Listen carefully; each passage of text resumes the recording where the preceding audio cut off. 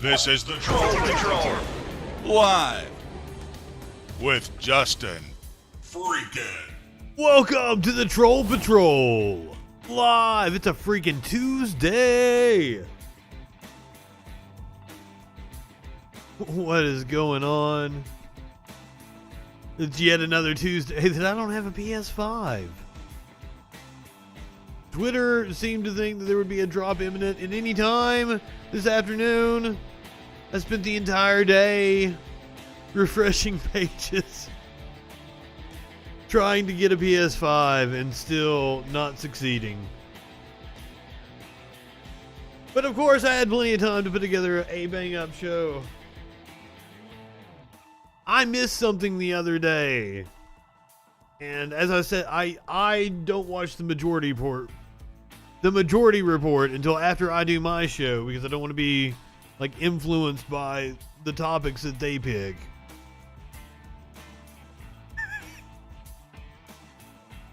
That is correct.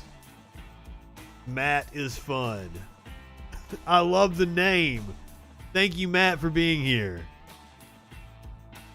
I know you're fun if you're here in my chat.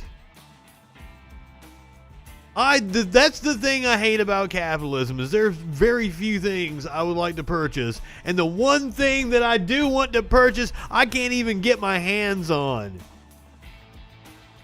But Joe Biden has a commission that's going to be looking into the shortage of semiconductors, which has resulted in the shortage of several things, not just gaming consoles, but specifically gaming consoles.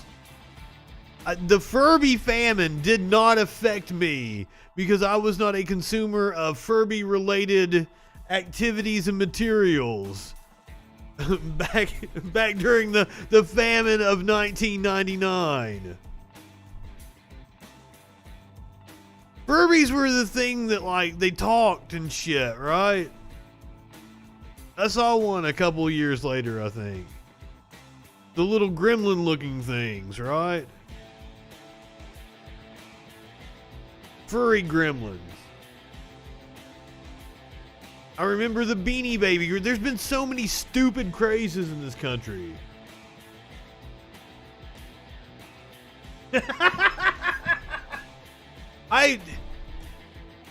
He has not delivered on any of his fucking promises, especially PS5 access. He has been such a letdown. We told the shit libs, you can't push him left. Burped and farted. I don't remember, because didn't it have like little bug eyes and a beak of some sorts? And it was furry.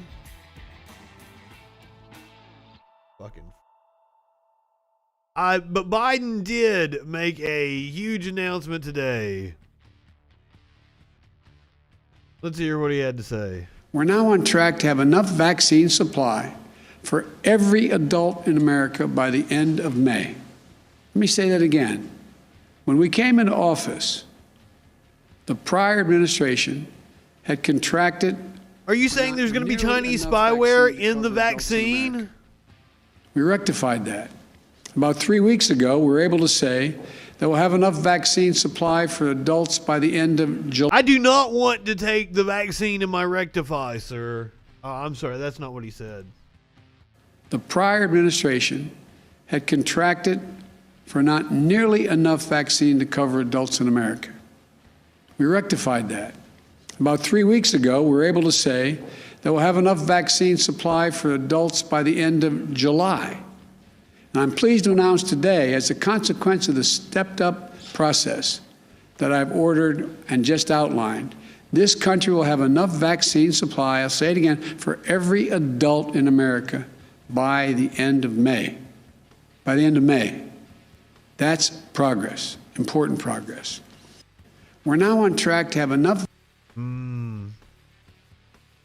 Nano chip. Does it come with nano cheese as well? Was there spyware in the Furbies?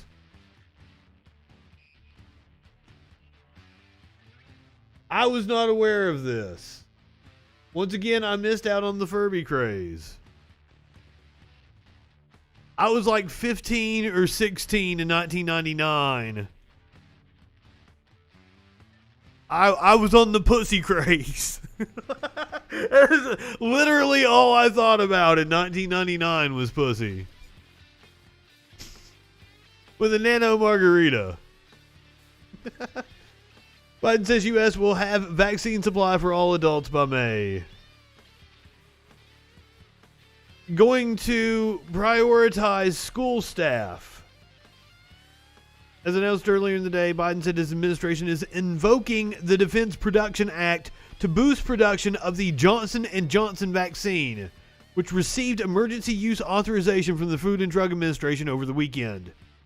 It is an unusual partnership between two pharmaceutical competitors. The administration is helping to ensure that Merck facilities can help Johnson & Johnson boost its production. Biden also called on states to prioritize teachers and school staff as essential workers in the vaccination schedule, calling for every grade school employee and child care provider to receive at least one dose of the vaccine by the end of the month.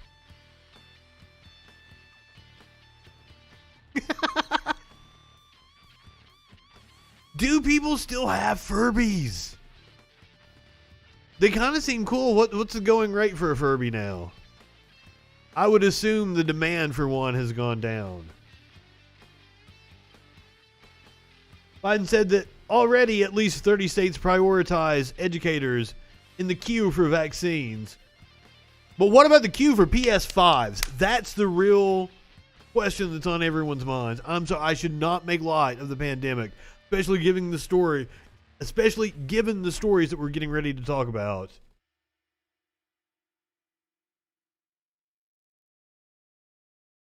You fucking breeders up in my chat. Biden said, I've already read that part. Biden said the change will go into effect next week to move pre-K through 12th grade school staff ahead in line. He also said the federal government would use its program that ships vaccines to local pharmacies to help facilitate doses for educators. Reopening schools for in-person learning has been among the pricklier debates to emerge from within the coronavirus pandemic, and it's something Biden has prioritized. You have a Furby? I want to see a Furby. Now, in Nashville earlier today, I believe at Vanderbilt University, a national treasure I'm finally going to get my vaccine. I'm so excited. Received her vaccine. I'm old enough to get it, and I'm smart enough to get it. So I'm very happy that I'm going to get my Moderna shot today. And I wanted to tell everybody, I think you should get out there and do it too. I even changed one of my songs to fit the occasion. It goes, vaccine, vaccine, vaccine, vaccine. I'm begging of you, please don't hesitate. Vaccine, vaccine, vaccine, vaccine. Because once you're dead, then that's a bit too late. I know I'm trying to be funny now, but I'm dead serious. Full disclosure, I went to college in Tennessee. I want to get back to... For those of you not in Tennessee, and that would be a great shot. they consider Dolly Parton a Anyhow, goddess. I just wanted to encourage everybody, because the sooner we get to feeling better, the sooner we are going to get back to being normal. So I just want to say to all of you cowards, The Queen of Tennessee. don't be such a chicken squat. Get out there and get shot. Anyway, that's my message to you. So I am going to call on my friend, Dr. Najia Boomrod, that's worked in research here at Vanderbilt. That's where I am today. And he's going to pop me in my arm. And so I'm going to call him in. I'm going to... Wait, did she wear the sleeves with the opening just for that? I put this on and get that on, get my hair back around so I look good. You know, we gotta look good. Okay, Dr. Najia, get in here and give me a shot. How are you? Hey, how are you? I'm good. They were going to let her have the vaccine, Helping me out. You've been like back before Christmas, when people first started getting vaccines, and she said, "No, I'm not jumping the line." She was one of the investors in the vaccine. my shot today. Absolutely. in the research for it. Glad that you're here and that you're giving a great message, and we're ready. Okay, well, I'm going to wait on you. Okay. I hope you practice. I even had a little cutout in my shirt. I matched it over here. Because I reached down in there and surely found Wait a minute, did she actually cut it? I'm going to wait for you. All right. I'm sorry. It's all right. Do what you got to do. You're the doctor. I would hope that you would wait for him, Dolly. I didn't know you was going to be so clumsy. I hope you're going to do better. She's so cool. I hope this don't look like it does on TV where it looks like they're driving an ice pick in yarn. Okay. Now, let me ask you, I have 2 questions to ask you. Do Okay. you have any bleeding disorders? No. Any serious allergies, anaphylactic reaction? No. Okay, we're ready. I think I'm good to go. So.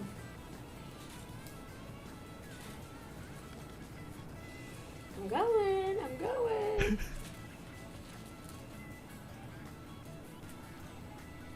I feel like they know each other. On the film 9 to 5. His the doctor's son tweeted this out.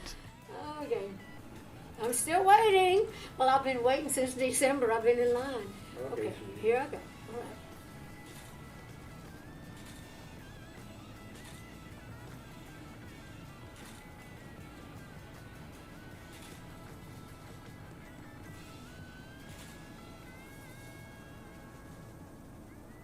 Now, I'm wanting to play you this video of a feel-good story of someone getting the vaccine. Got it. Okay.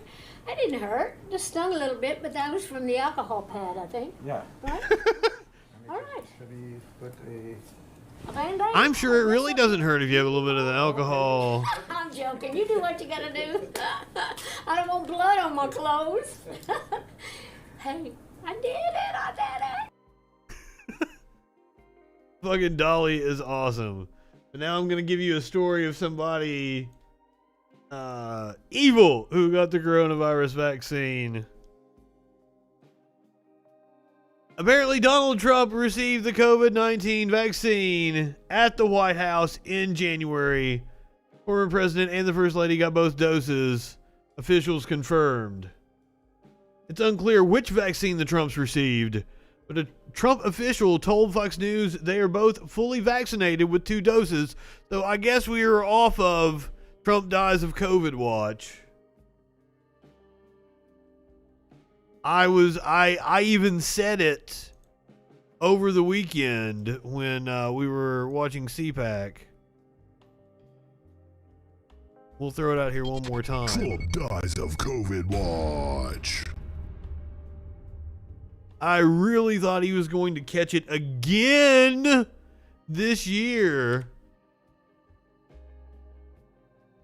Well, of course, the best people, all the best vaccines, he uses the best words. Both Trump and the former First Lady tested positive for COVID in October. The former president was admitted to Walter Reed. We know all that. I wonder why they didn't disclose that the president got it. The former president.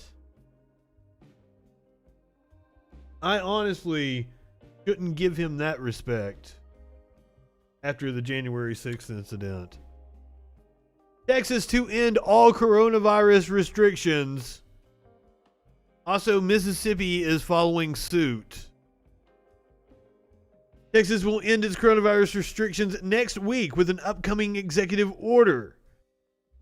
After Abbott signs a new order which rescinds previous orders, all businesses can open to 100% capacity. And the statewide mask mandate will be over, though large parts of the state will remain under mask local ordinances. So we've got video of Abbott making the announcement. Pretty much announcing the mass murder of some of his citizens. I'm issuing a new executive order that rescinds most of the earlier executive orders. Effective next Wednesday, all businesses of any type are allowed to open 100%.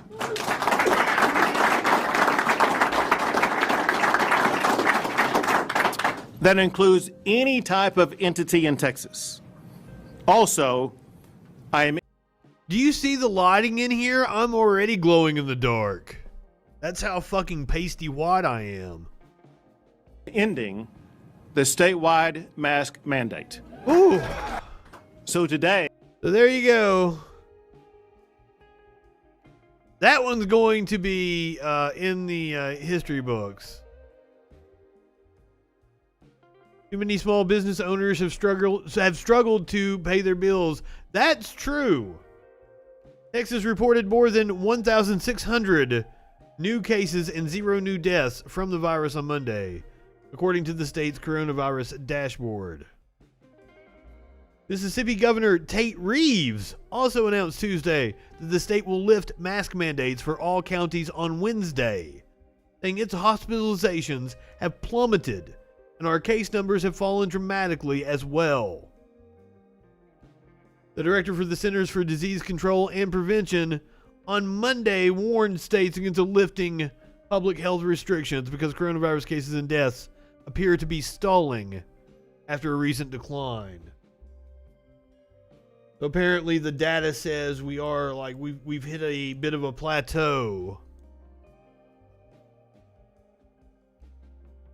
The World Health Organization, on the other hand, said today it is premature and unrealistic that the COVID-19 pandemic will end soon.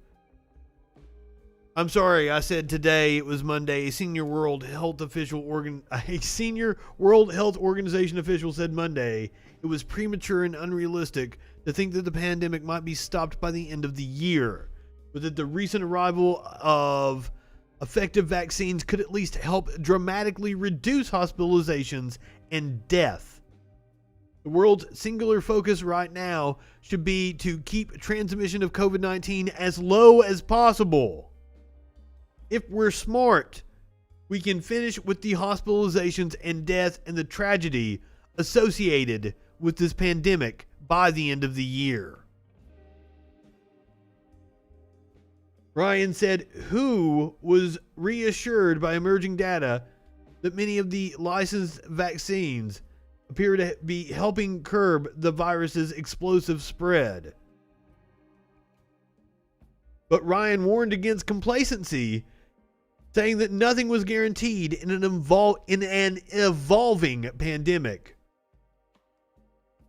Right now, the virus is very much in control, he said.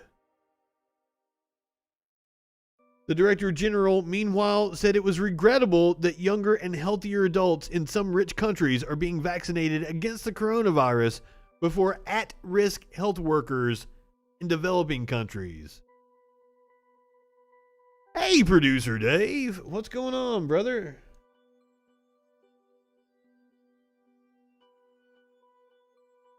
You came just in time for the Nazi talk.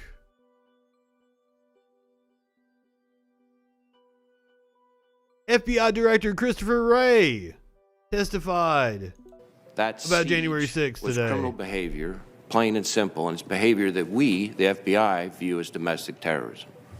It's got no place in our democracy, and tolerating Oh, Mr. Potato Head is so last week. We're talking Dr. Seuss tonight, sir.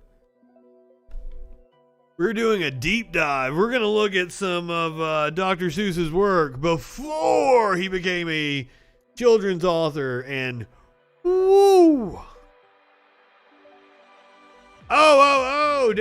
Dan Bedondi is not talking about Mr. Potato Head because Dan Bedondi is Mr. Potato Head.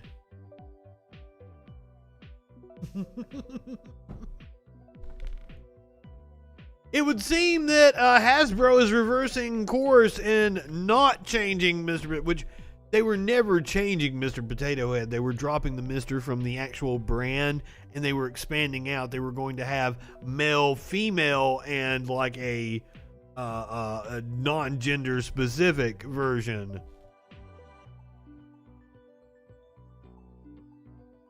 Who's playing into the scheme? Producer Dave only eats male potatoes. Potatoes are asexual, agendered, aren't they? Are there male and female potatoes? Or I know russet, I know, Yukon Gold and shit like that. That's like the race of the potato, right? That has nothing to do with gender. You eat the baby potatoes. When I never discourage anyone from eating babies. It keeps your skin bare. Media Winch will hook you up with recipes for eating babies. FBI Director Christopher Wray testified today. That attack, A Russian supremacist, was criminal behavior, plain and simple, and it's behavior that we, the FBI, view as domestic terrorism. It's got no place in our democracy, and tolerating it would make a mockery of our nation's rule of law. The rule of law, of course, is our bedrock. Making potato jokes while the FBI director is making a mockery of the rule of law. But that's what we all came for. And he has a sack race. Oh, shit.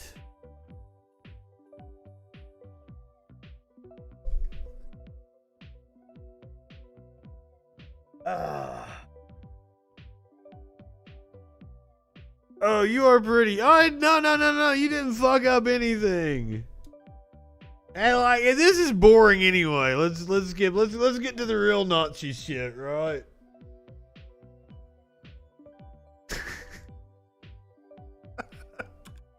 I want to make fun of something. CPAC organizer says Hyatt buckled to cancel culture over absurd stage design claims. I don't even know what they're talking about. Representatives from the American Conservative Union I know what they're talking about with the stage. We went over the whole CPAC stage shit already.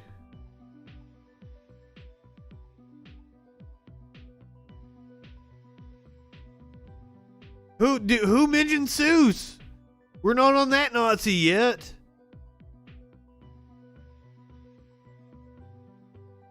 No, Producer Dave, I don't know if you were here in the chat for this. I don't think you were. They misspelled the uncanceling America. They misspelled cancel. They used one L. Canceled is with two L's. I think it was Merkin in my chat pointed it out. And then I looked, I freeze framed to make sure it was true. But they spelled it with one L.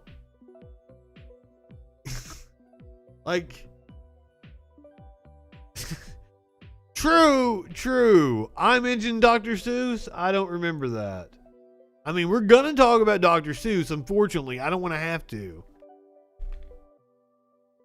We're even going to listen to Ted Cruz talk about Dr. Seuss. Unfortunately. Representatives from the American Conservative Union had scathing words for Hyatt Hotels leadership on Monday after the company that hosted the 2021 CPAC event issued statements that the ACU claimed disparaged and defamed it. Matt Schlapp, chairman of the American Conservative Union, told Fox News that the political group intends to stand up for itself, as he says Hyatt Hotels buckled to the lies of the cancel culturists on the left amid a controversy over the design of the stage. I don't know what he's upset about. Why did they decide to use a Nazi symbol for their stage? Glapp said that because CPAC is such an effective platform, he expected critics from the other side of the aisle to target the event in an attempt to cancel us. But the American Conservative Union did not expect to be fending off what it perceives as attacks from the company that it worked with to host the event. Contrary to Hyatt's own mission statement of inclusivity, your company just attacked its own customer by caving to the pressures of the politically motivated social media agitators who seek to destroy CPAC. So there's the symbol, there's the stage. In response to an outcry on social media, Hyatt said in one statement that the American Conservative Union, which hosts and manages the event, manages all aspects of event logistics, including the stage design and aesthetics.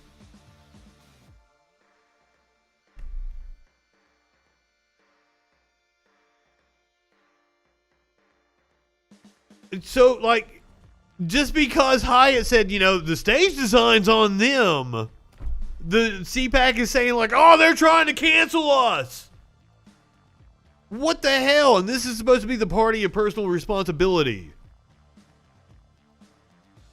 We discussed directly with ACU leadership, who told us that any resemblance to any symbol of hate is unintentional. In another statement, the group said it had recognized the potential hate symbolism and it would have proactively addressed it. The group said had it recognized the potential hate symbolism, it would have proactively addressed it. However, it said it allowed the event to continue after CPAC organizers assured them that any resemblance was entirely unintentional. Schlapp, who refers to the accusations as absurd, said the event's organizers had been working with Hyatt on a coordinated public response, but claims the company waited until CPAC was over to break their understanding and to disparage us. Once again, I'm not exactly sure how they're disparaging them. When pretty much the Hyatt statement boiled down to they designed the stage. So how we're going to stand up for our honor and our character, said Matt Schlapp. Stage design conspiracies are outrageous and slanderous. Hyatt also claimed that attendees of the conference showed hostility toward employees at the hotel over its attempts to enforce the mask policy. We knew that. We saw it.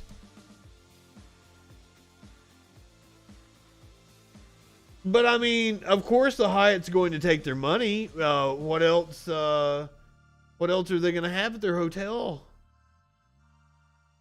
We watched that shit. I'm sure you watched it on your stream. We watched it on my stream. We saw the hostility towards the mask. But you know what I did not see while it was going on, and it wasn't until I saw it on the majority report last night that I even knew that it happened. And I've got to play it because I had this story about CPAC. We've got to play the national anthem from CPAC. So you can't tell me that like all this shit wasn't intentional. Now, I love this YouTube described it as an unusual a cappella arrangement. Key scales are just another form of cancel culture. The person I saw share this out where I got the video from called it, it might have been a tweet, called it an avant-garde channeling her inner Frank Zappa.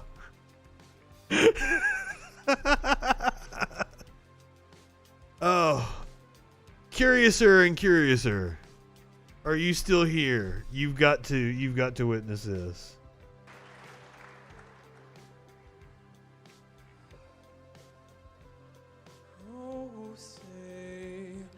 Can you see by the dawn's early light? So far, so good. And you got to admire the confidence that she performs with. Seems okay, doesn't it? Seems okay. What so proudly we hailed at the twilight's last gleaming, whose broad stripes and bright stars through the perilous fight o'er the ramparts we watched were so gallantly streaming, and the rocket's red glare, the bombs bursting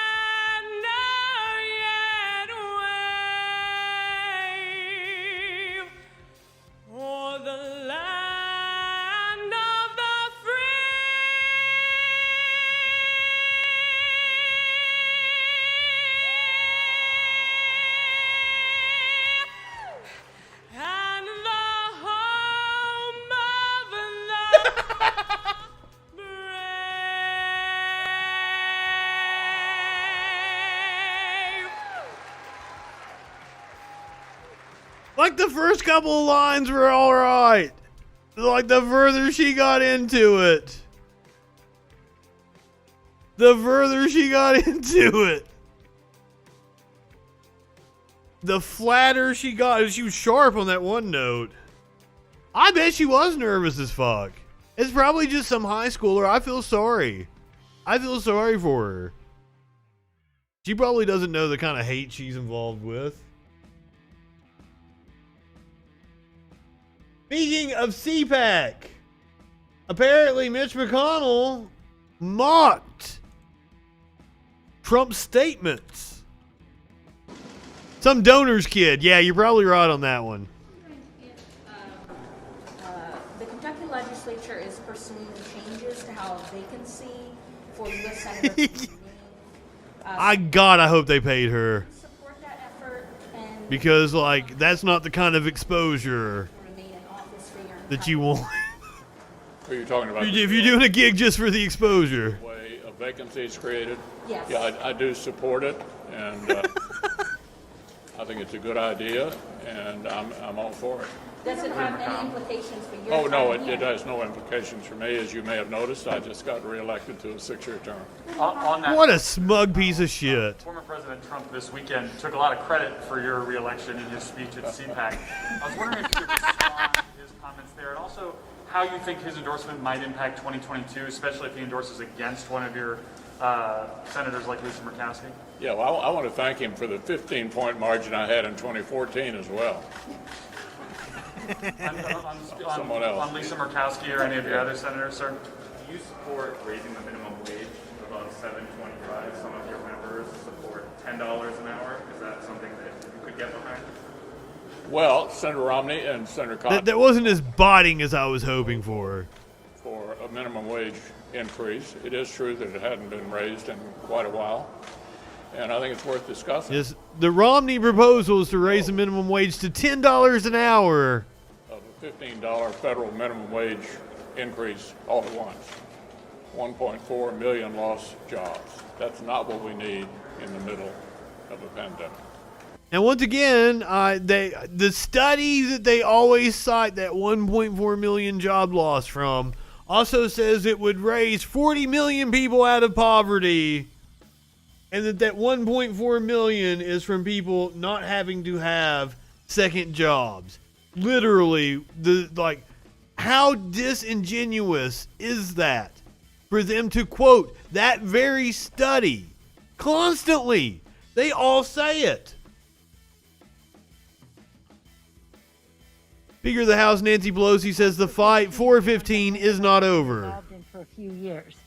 And just because this may not survive the Senate right now doesn't mean that that fight is anywhere near over. So we will continue to use whatever legislative options are available to us.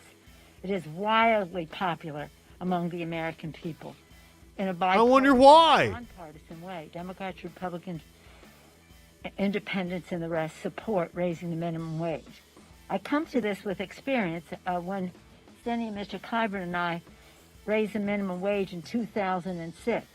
We won in 2006. We passed it in 2007.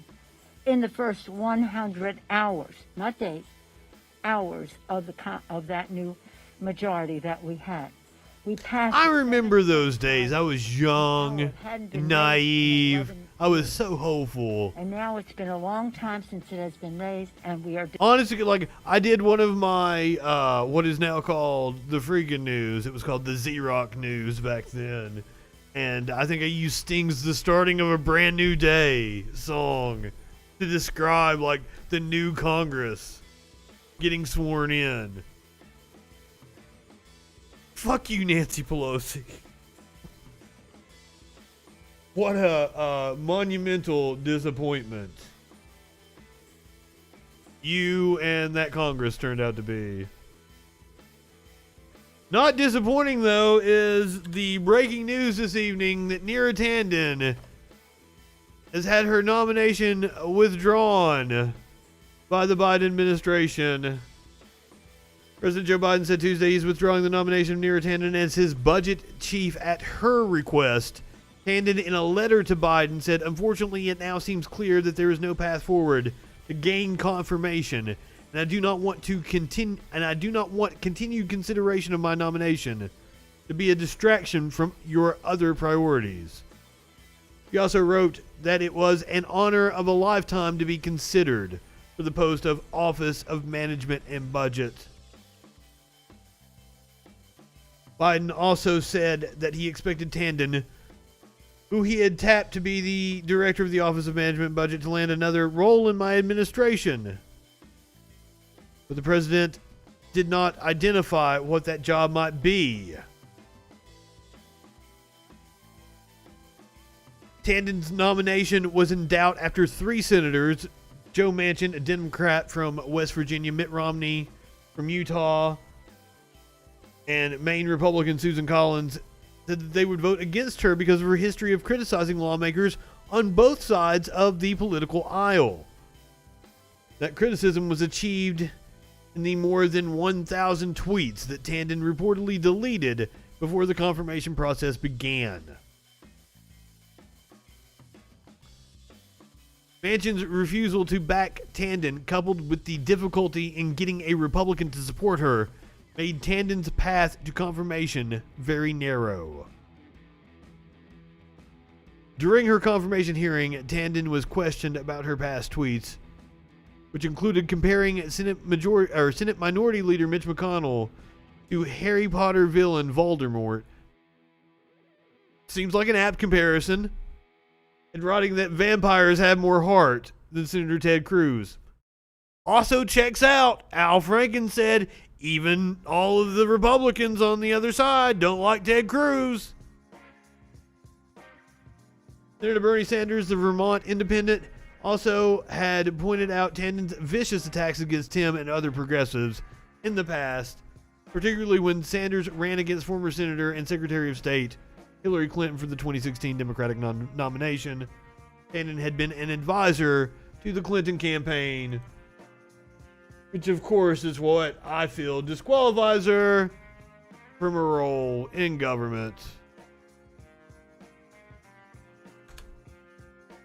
Now, while Neera Tandon is not moving into a new position, former White House Press Secretary Kayleigh McEnany is moving into a new position earlier today on Fox. And he's a supporter of the Trump movement. When you look at the way forward, I think that you find a home in those names and certainly in President Trump. And it is my distinct pleasure today to welcome Kayleigh McEnany to the Fox family. We will be the Fox family in the future. And coming up just a bit later this hour, more from Kayleigh, including meeting the challenges of being a new mom while serving in the White House. So that's totally with Fox's ratings tanking, with them hemorrhaging viewers of the Trump persuasion. Hiring Kayleigh McEnany is totally a smart move on their part. I'm surprised they didn't do it sooner, honestly. I really wonder what kind of a role she's going to have. Are we going to see her as a commentator of an evening?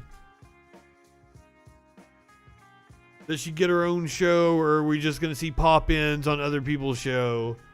She'll pop in on Tucker Carlson one night, Sean Hannity the next. She'll be a political analyst for Fox News. So, like herpes, she's not going away. At least 13 people killed in a crash with a semi-truck in Southern California. A vehicle filled with 25 passengers hit a semi-truck full of gravel. This is just wild video here. Jesus fucking Christ, indeed.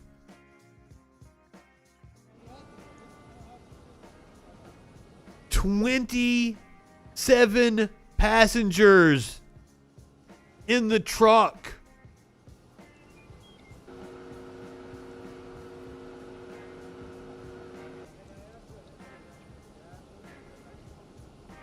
Wild fucking video.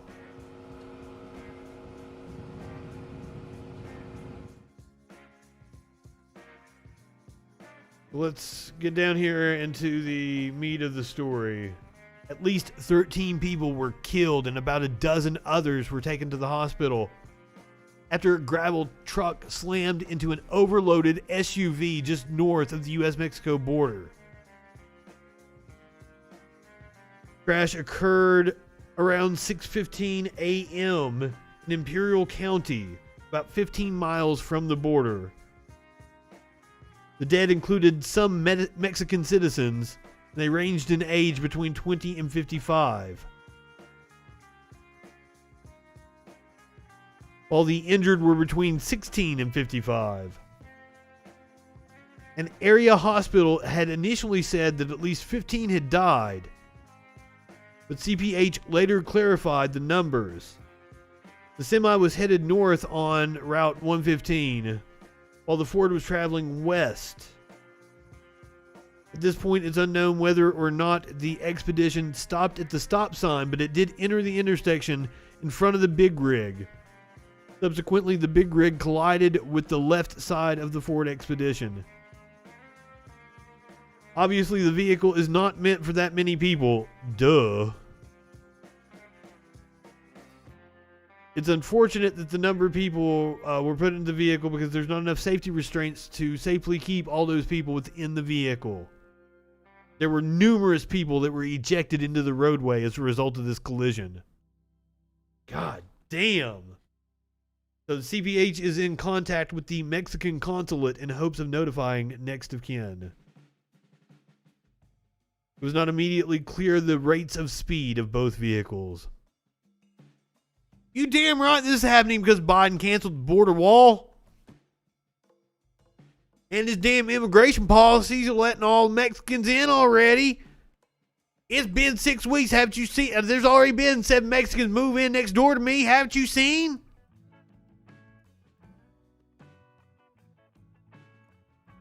The comment sections have been wild. And for some reason, gas prices. I'm thinking about making a YouTube video about gas prices. Content warning about this next story, as I didn't do it before this one. God. But definite content warning about this one. Holy shit. This is a wild fucking story. Your most life-changing sleep is about...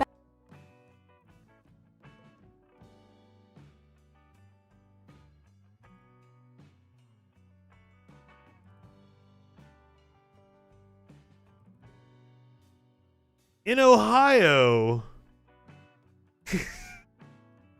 damn it, Obama. In Ohio, a mother is showing little remorse after killing her 6-year-old son. I heard part of this story, and it is fucking heart-wrenching. Do stick around. We're going to get to the lighthearted shit again. I promise. We'll make fun of dumb fucks. Believed to be dead after police say his mother confessed to killing him.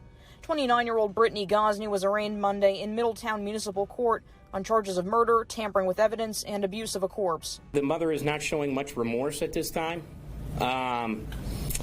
but she has confessed to doing this. That's why we're able to get the charges. Middletown police say they're still trying to piece together exactly what happened, but according to court documents, Gosney told police she took the boy to the Rush Run Wildlife Area in Preble County Friday. The documents say she admitted to trying to abandon the boy, and when he tried to get back in the car, she said she dragged the child and returned 30 to 40 minutes later, then taking him to a home on Crawford Street in Middletown. The chief says her other 2 young children were in the car at the time, but were not injured. Children's Services have been in touch with them in the past. They have bumped around from hotels, different areas. They were in and out of Middletown School District. Police say after the mother believed her son was dead, she and her boyfriend James Hamilton admitted to taking the boy's body to the I-275 bridge over the Ohio River in Lawrenceburg, dumping his body in the river. Hamilton has been charged with tampering with evidence and abuse of a corpse. Follow the birthday flag. What'd you call? So apparently, there's not any text to the story. As I understand it, the kid tried to get back in the car, and she drug him. That's just...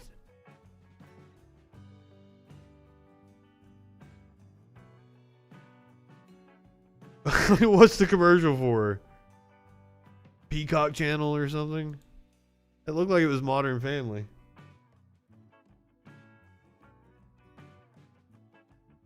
So,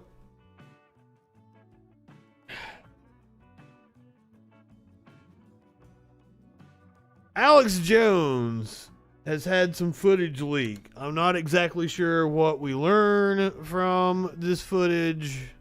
This is from some fucking video. The Southern Poverty Law Center released this video a couple days ago.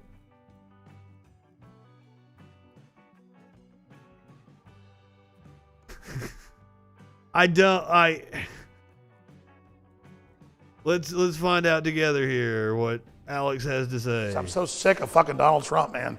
God, I'm fucking sick of him. All of us are.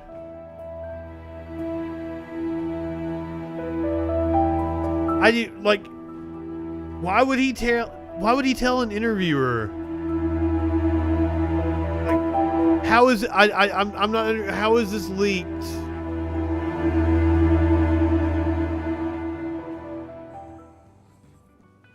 Rolling. Like, if he knows he's being interviewed, how is this leaked footage?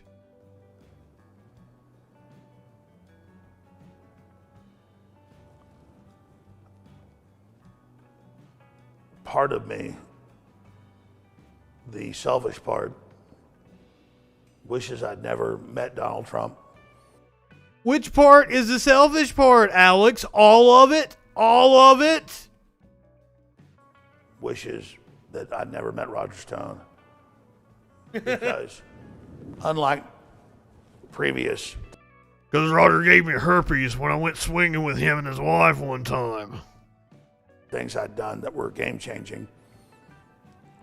Those were just time-space continuum reflections. What? He's sitting there with lights on him as if it's an interview. Like, it's from some documentary movie, right?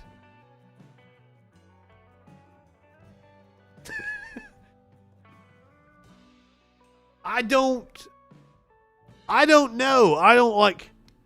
How is this some revelation? Why is he giving up the game in 2019? Why are we just finding out about it now? Of the third big change I was going to be involved in. And that was bringing Donald John Trump into Austin. So I'm going to say that again. I said Austin into office. Well, I mean, Alex, Alex isn't dumb. Alex is dumb. Alex isn't dumb. Alex is savvy. Alex is incredibly media savvy. And that's why, he's not giving whatever this is to anybody without him knowing what he's doing and putting it out there for a reason.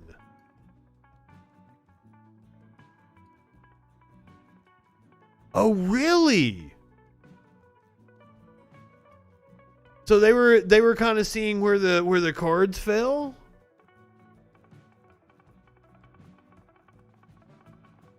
It's all speculation. We don't have any knowledge of what is going on here. But yeah, acknowledging Roger Stone, which, Roger Stone was his connection to Trump. He would have never met Trump if it wasn't for Roger Stone. I get what you're saying about, Roger was the one that made Trump, but also Roger was the bridge between Alex and Trump. Yeah. So he knows he's being filmed. He knows these words will be used for something. It could very well be his people recording, and that's how it's leaked. They never meant this footage to see the light of day. I would love to know the context, but doesn't this just prove how sleazy Alex is? Let's go back a little bit. Let's see how he winds this up. I never met Roger Stone because, unlike previous things I'd done that were game-changing, those were just time-space continuum reflections of the third big change I was going to be involved in. And that was bringing Donald John Trump into Austin. I'm going to say that again. I said Austin into office. Because you guys are actually really good questions. This is going to be a really good thing, but I'm going to say it again in a minute. Let's drink some of this Armani. I'll try to say it. Because it's the truth, and I'm just going to say it. Is he drunk? I never would have fucking met Trump. I wish it never would have happened. And it's not that the attacks that I've been through. I'm so sick of fucking Donald Trump, man. God, I'm fucking sick of him. And I'm not doing this because it's like I'm kissing his fucking ass. It's just like I'm sick of it. Do it in a minute.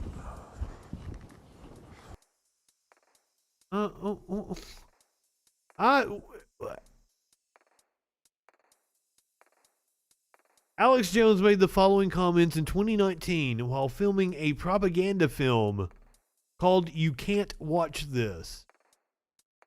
I'm confused as well.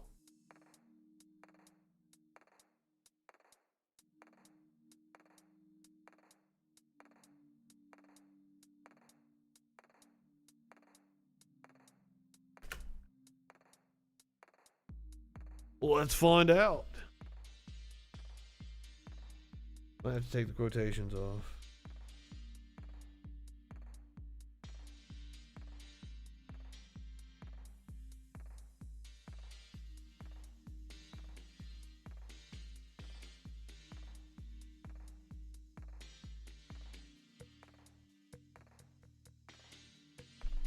So You Can't Watch This is an independent documentary film concerning itself with freedom of speech in the online world, told through the stories of high-profile conservatives who vanished from the internet almost overnight. Starring Alex Jones, Tommy Robinson, Laura Loomer. There's Paul Watson. Producer Dave, this seems like something you might want to watch on one of your programs sometime. It's 52 minutes. I have no clue. I do not. She is hella funny. But if it's on Amazon, it's available for pirating, I'm sure. Or you can get it from the InfoWars store. Okay, here's a Newsweek article that was published just a few minutes ago. InfoWars host Alex Jones can be heard saying that he's sick of former President Trump. An expletive-filled outtake leaked by Southern Poverty Law Center on Tuesday, the far-right conspiracy theorist insisted that he would have preferred to have never met Trump. Yeah, there's the clip again. A spokesperson for Trump declined to comment to Newsweek when asked about the video. InfoWars had not responded to a request for comment at the time of publication. While the video suggests that Jones may have privately tired of Trump, he has publicly remained one of the former president's most ardent supporters. Yes, he's been at the Stop the Steal rallies.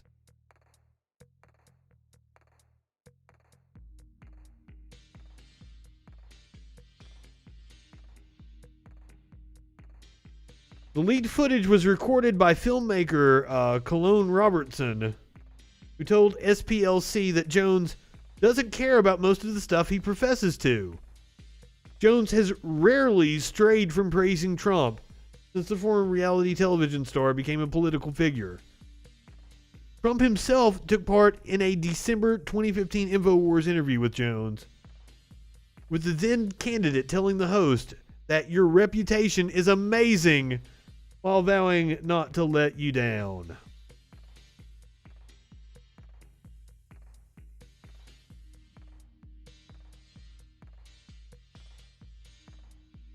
When Alex burned the Q shaman, it was the beginning of him trying to rehab his image. I didn't know that he was like, I don't keep up with Alex at all.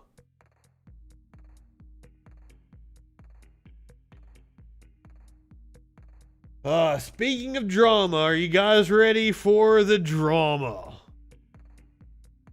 We're going to start off with the Cat in the Hat, and then we're going to finish up the show with a cat reunited with its owner.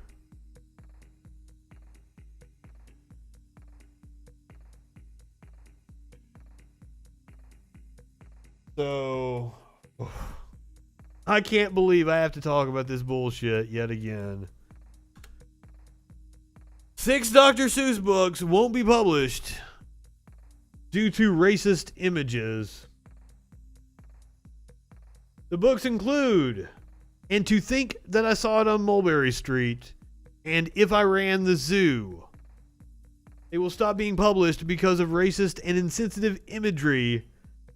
This is according to the business that preserves and protects the author's legacy. These books portray people in ways that are hurtful and wrong. Dr. Seuss Enterprises told the Associated Press in a statement that coincided with the late author and illustrator's birthday.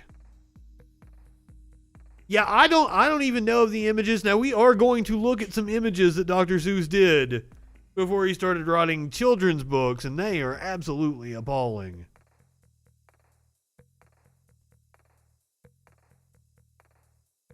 Ceasing sales of these books is only part of our commitment and our broader plan to ensure that Dr. Seuss Enterprises catalog represents and supports all communities and families. The other books affected are McElligot's Pool, On Beyond Zebra, Scrambled Egg Super, and The Cat's Quizzer. Now, I had Dr. Seuss books as a child. I have never heard of any of these 6 books.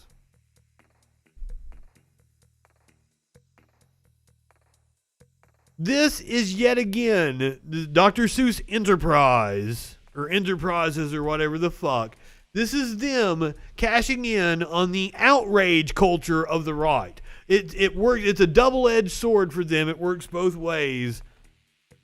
A win-win. So they issue this kind of press release shit. They get the woke audience. It's like, oh, well, they're being forward-thinking. Well, we're going to go buy their books. And then they get the right-wingers that think that Dr. Seuss is being canceled, and they're going to go buy their books.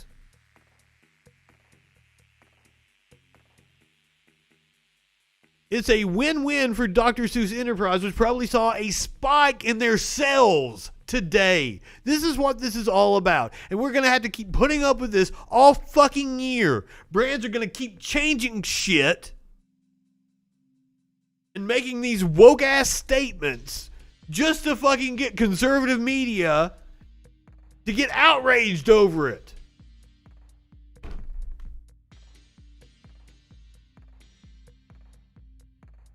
See, you've never read those because I guess people had the common sense not to show the racist-ass books to children before. It is great marketing. I'm sick of it, though. I hate late-stage capitalism. And not only does it cut both ways, they go for the woke crowd, they go for the outrage mob of the right-wingers to give them the free advertising. It actually makes the books, those 6 books, collector's items, drives up the value.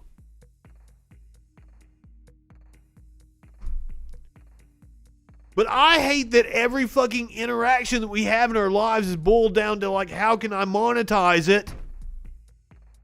How can I commodify fucking everything? Please do go buy my original designs from the FREAKIN shop. Give me money at Ko-fi.com. become a patron at Patreon. I was saying that tongue in cheek, but seriously, go support me. I'm tired of this fucking drama constantly. I mean, we're long overdue to have a reckoning with many things in this country. And Dr. Seuss was mighty fucking racist. Before Dr. Seuss was famous, he drew these sad, racist ads. Flit was a brand of insect repellent.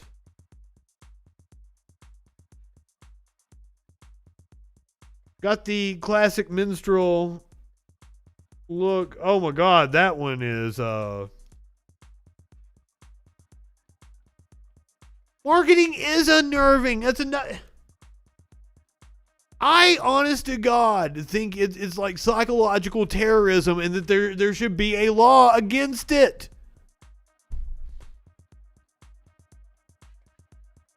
I say, as someone who makes his fucking living off the shit, I hate it. I cannot stand it. That's why I pay for fucking services or pirate whatever I watch. So I do not watch commercials. The only commercials I ever watch are the pre-rolls on the front of my favorite Twitch streamers. And fuck, I've been going on a sub. On a streak of subs just to get around watching the fucking pre-rolls on streamers. And I've got a wide selection of emotes. That's really fucking cool.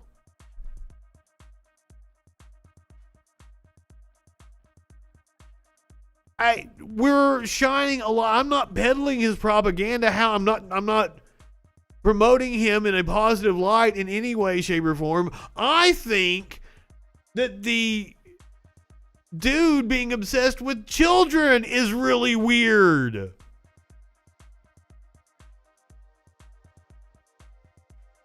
But yeah, these are very racist ads. He really enjoyed the minstrel tropes. Ooh, that one's really racist against the Asians. A World War II cartoon. Later in his career, Seuss drew anti-racist cartoons, apparently.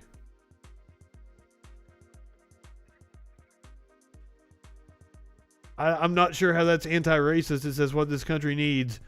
It's a good mental insecticide. Oh, okay. In the bubble, it says racial prejudice bug. Is that Mickey Rooney? It does look like Mickey Rooney, doesn't it? Or the character Mickey Rooney played in. I just watched that not that long ago too. Fuck. Help me out. What's the name of that fucking movie? Not Breakfast at Tiffany's. Oh, it is the Breakfast at Tiffany's. Okay, yeah. Sparkles wanted to watch it. Apparently, it's one of her favorite movies. Oh, God, I feel ashamed about my early work all the time. But I never did anything racist. I just sucked. Like, that is one of the things to listen to how naturally I speak on a microphone now. And to hear me when I was 16 giving my first fucking weather report is like night and fucking day.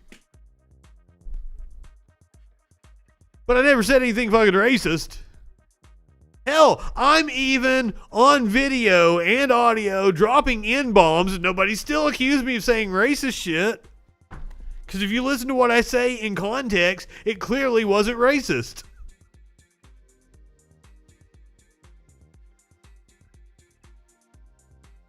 I didn't talk fast. I just it was very like one note, like today it's going to be 77 degrees, blah, blah, blah, blah. It's just fucking painful. And I'm still pretty bad getting up to even when I was a news director around 2007.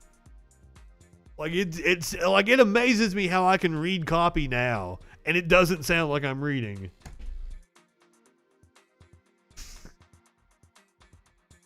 You do have a dry humor that I really enjoy, Producer Dave.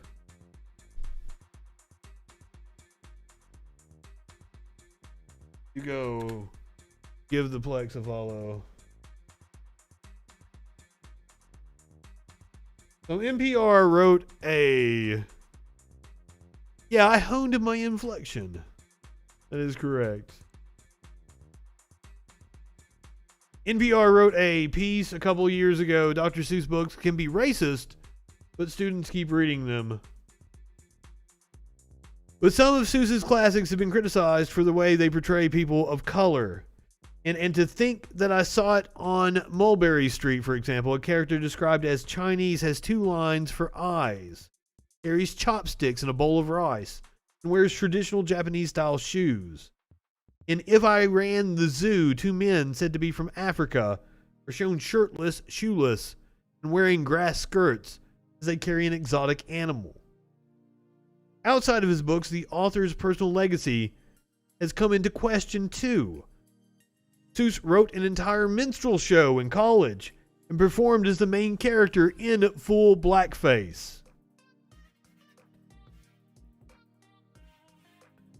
But in many schools and libraries, the week is still synonymous with all things Seuss. Classrooms are decorated in colorful red and blue fish, and children dress up their favorite iconic characters. The tension between Seuss and Seuss-free classrooms is emblematic of a bigger debate playing out across the country. Should we continue to teach classic books that may be problematic, or eschew them in favor of works that more positively represent people of color? You should teach the classics later. High school, college, when you can critique them, analyze them.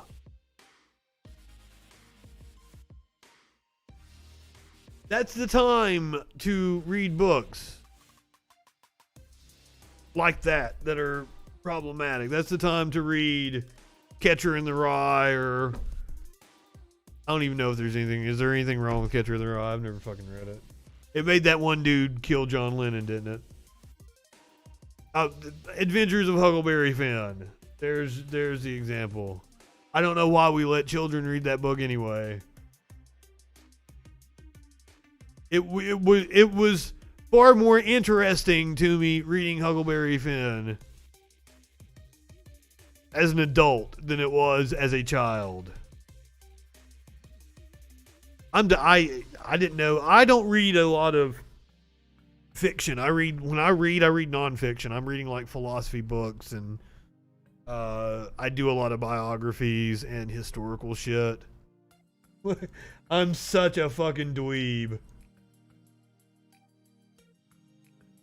I play my fantasy. I don't read my fantasy. Now, I wish this was a fantasy, but unfortunately, I did not dream this. This is Ted Cruz. I guess this is old school Ted Cruz. He tweeted this out today or shared it out on Facebook, but he is beardless. Sam I am. That Sam I am, that Sam I am. I do not like that Sam I am. Do you like green eggs and ham? I do not like them, Sam I am. I do not like green eggs and ham.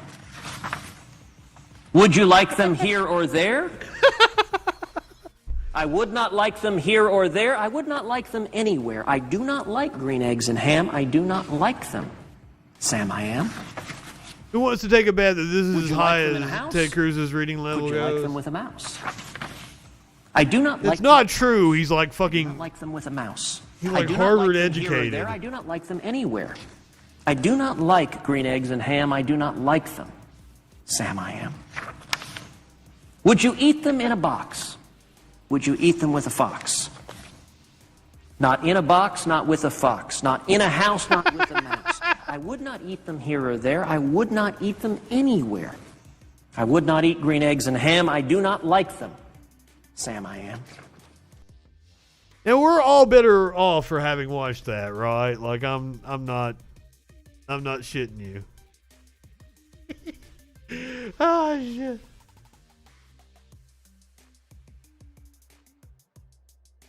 My apologies for making you have to sit through Ted Cruz. A palate cleanser after the Zodiac Killer. Cat that vanished 15 years ago reunited with its owner. He doesn't look happy about it, but that's cats for you. A cat that went astray about 15 years ago has been reunited, older, maybe wiser, with its owner. Brandy, a brown tabby, was reunited Monday afternoon with Charles, who adopted her as a 2-month-old kitten in 2005. It's amazing. I think it's unbelievable, he said on Thursday.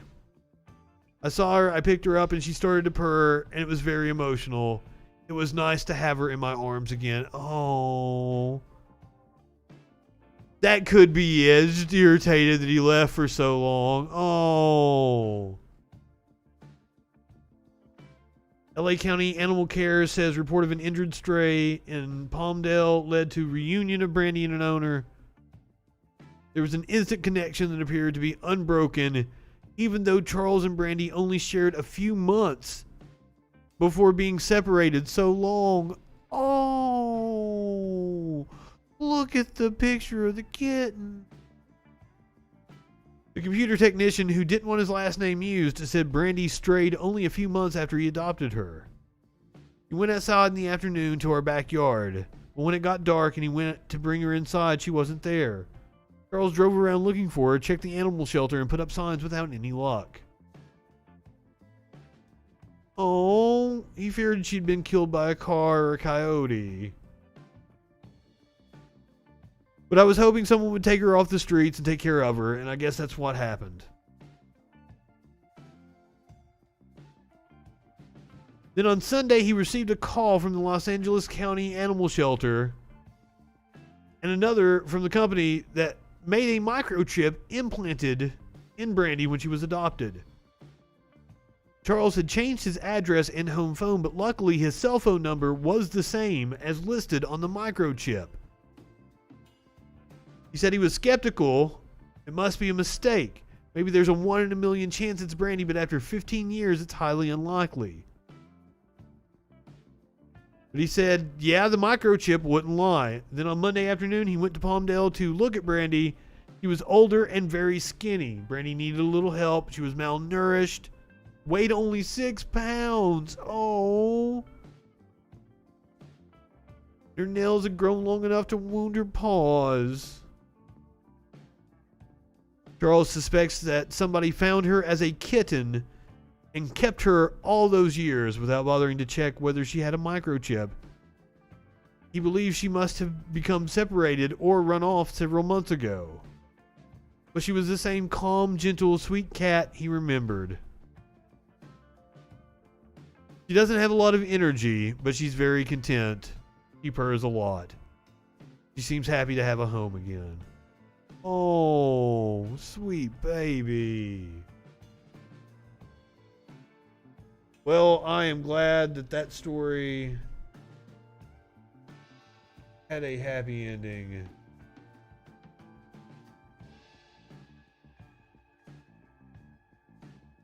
I was going to send you over to SJW if you're on Twitch, but he's playing games. So I'll send you over to the ladies. Gracie is watching something over on Feminist Critique. So if you're watching on Twitch, I'm going to send you guys over to Feminist Critique. I'll come over with you and hang out with Gracie for a little bit. Go ahead, light one up, tip one back. It's all right to have a little fun before you hit the sack. I'm Justin Freakin. We'll see you tomorrow night on the Troll Patrol. Live.